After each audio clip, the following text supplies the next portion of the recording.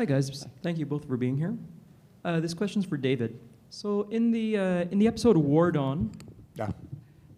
the idea of so I wasn't here right at the beginning. I don't know if you already explained this, but the idea of Optimus Prime having been a different pre-character, Orion Pax, was this something you came up with yourself? Yes. Okay, and Next? No. and I guess I want to know what did the powers that be? How did they react to that? Was it like, whoa, you're taking our main franchise character and you're giving him You're more assuming they vulnerability? cared way Or too is it- much. Okay. I will tell you. I have talked about this, but I never get tired of talking about myself. So, no, as I explained yesterday, the original idea was really the brief from Hasbro was do an Aerial Bots story because I had origin storied them in the Stunticons in Key to Vector Sigma, and do another Aerial Bot story. And I went, okay, well they're new, they're newly minted.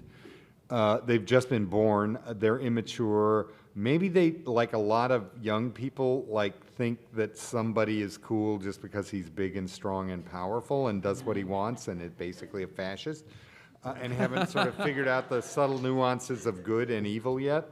So maybe they think the Decepticons are really cool and they have to learn their lesson. That was the going in premise.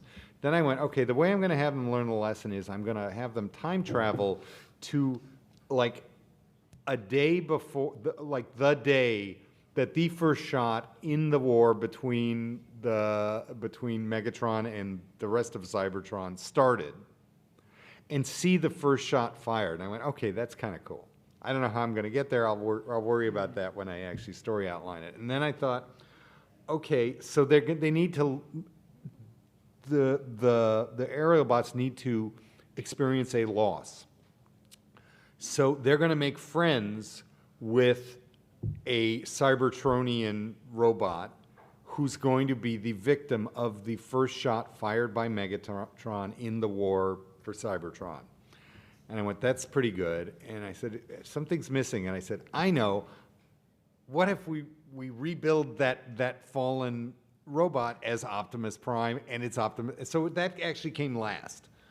Everybody said, you went in to do Optimus Prime's story, origin story. I was like, no, I went in to do this, and I wound up, I'm doing Optimus Prime's origin story.